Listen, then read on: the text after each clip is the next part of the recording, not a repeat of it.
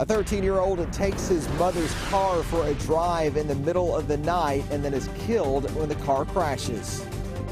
Emergency management officials continue monitoring the aftermath of this winter storm that has now left 14 counties with water outages. Looking outside with that mixture of sun and clouds, things are pretty good in some locations. We just got to get that snow on out of here. We do get one break in the forecast, but it's later on. I'll show you when that comes, coming up. Tracking, alerting, protecting. This is WKYT News at Noon.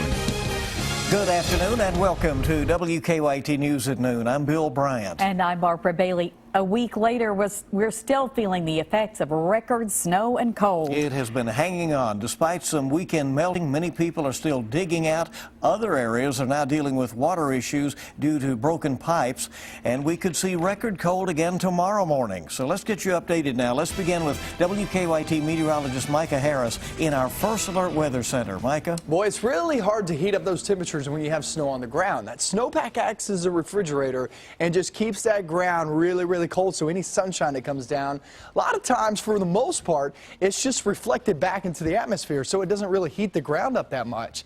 That's why you're seeing temperatures not really rising that much. 16 degrees now in Lexington. When we started off this morning, we were at 14 degrees.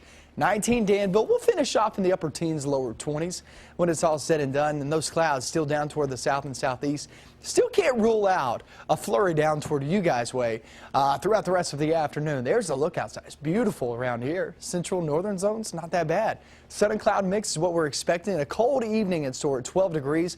By midnight, we're already in the single digits.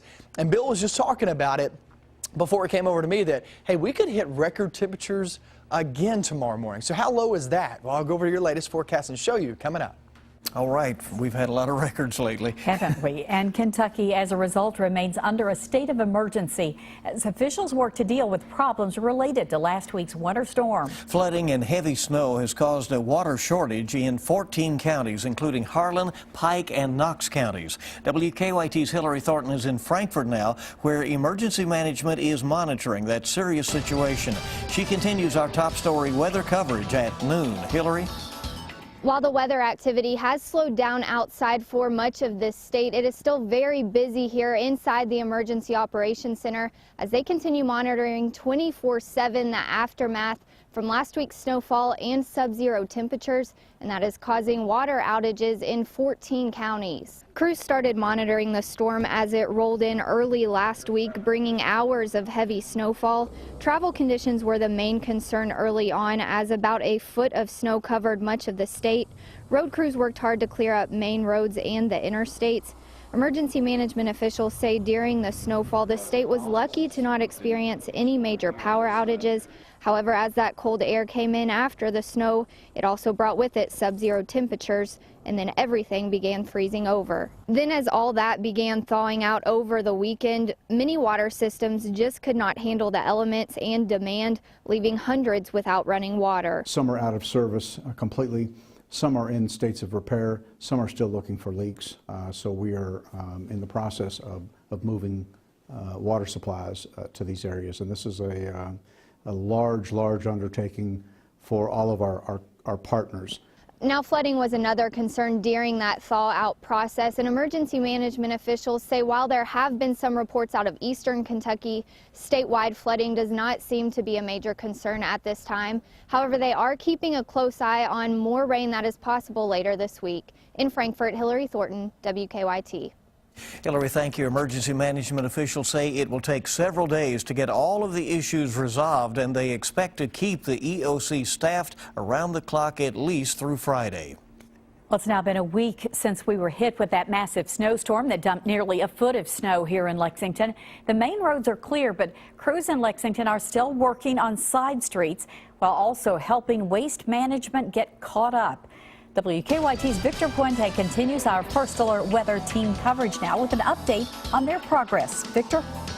The road department is still busy trying to hit all of those side roads, but they're also helping the Division of Waste Management as they go back to work. The last week has been a full one for the men and women of Lexington's Streets and Roads Department. They're currently focusing on roads that haven't been plowed since last Monday's snow. But they're also lending a plow to the people responsible for picking up our garbage and recyclables Today was the return of garbage pickup for some Lexington neighborhoods. Saturday was originally scheduled as a makeup day, but more snow canceled those plans. As those trucks get back on the road, they've been calling for help in the areas that they have to travel. Really trying to assist those men and women in that division as far as if they encounter a street that is difficult for them to service, we're immediately dispatching a truck or 2 trucks to get out and help them. Alan told me once they have the roads good to go for schools and waste management, they're going to turn their attention to potholes that have popped up during this weather. In Lexington, Victor Puente, WKYT. Victor, thank you. And Alan says they already have crews clearing snow in the area scheduled for garbage collection tomorrow. Well, bitter cold and ice now blanketing the south from Texas over into Tennessee. Crews are working to restore electricity and the heat for thousands after ice brought down trees, power lines, and buildings. Lots of flights canceled as well. Anna Werner has the latest from Monterey, Tennessee. The extreme weather that tore through Tennessee was too much for the roof of this Portland building. It gave way over the weekend, unable to withstand the snow and ice. This is the kind of damage that heavy coating of ice can do, bringing down heavy tree branches, then power lines come with them. Come here, buddy. Richard Godsey and his wife are relying on their fireplace to help keep them warm. It's one of the worst I've seen. It really is. They'd been without power for nearly 2 days when we visited them last night. It's done more damage. People's homes, their cars. For many, sticking it out at home is not an option. Red Cross volunteer Patty Doherty traveled nearly 200 miles to lend a hand at this shelter. It's one of 7 in the state. I don't think you can really imagine it's this bad until you get here. She says a number of people here at the Monterey First Baptist Church were rescued from their houses. They don't have heat. They had no way to even get down here. Officials say restoring power to everyone in this rural mountainous community could take a couple of weeks. Anna Werner, CBS News, Monterey, Tennessee. And the Northeast and the Midwest are also getting hit with another Arctic blast today. During the next few days, wind chills are expected to dip below 0 in Chicago, New York, and in Boston. Well, we already have 4 school closings for tomorrow. You can find our complete and updated list, plus the latest weather information, always at WKYT.com. Turning to other news now, a teenage boy is dead after a 14-year-old girl is recovering after a crash in southeastern Kentucky. It happened around 2:30 this morning on Kentucky 3439, just south of Barberville. State police say a car driving with no headlights on before an officer could pull over the driver, the car ran off the road and overturned. WKYT's Phil Pendleton is in Knox County now with the latest on the investigation. This morning about 2:30, we're told that a 13-year-old boy and a 14-year-old female passenger were heading down this roadway in a Nissan Altima. Now, an actual Barberville City police officer spotted the car and had turned upon it, and the car then ran off the roadway into a ditch line. Now, both were not wearing seat belts and both were ejected. The 13-year-old, identified as Jathan Patterson, was killed. The 14-year-old passenger taken to the hospital with what we're told are non-life-threatening injuries. The manner and cause of the crash are still under investigation, but police say the boy was driving his mother's car. We do know that the vehicle was taken without the mother knowing it. You know, again, Barberville is a small town. You know, everyone knows each other, and it's hard enough as a police officer to work a fatality. When the victim is a juvenile or a small child, it just makes it that much tougher. Now, police say they're not sure if slick roads were a factor, but they do believe that speed was a factor in the crash. In Knox County, Phil Pendleton, WKYT. Phil, thank you. Hopper Funeral Home in Barberville is handling arrangements for Jathan Patterson. A memorial service will be held tonight for a Central Kentucky teenager who was killed in a crash. 18-year-old Maddie Jackson of Woodford County died earlier this month in a fiery crash on Versailles Road in Lexington. She was a swimmer for the Bluegrass Marlins. Her friends started a social media hashtag #LiveLikeMaddie to share memories.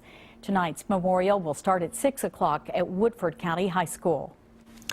1 in 10 babies born in a small central Kentucky hospital is born addicted to drugs. Officials with Ephraim McDowell Hospital in Danville say the number of babies born with neonatal abstinence syndrome, in which the babies are exposed to opiate drugs while in the womb, has continued to rise over the past couple of years.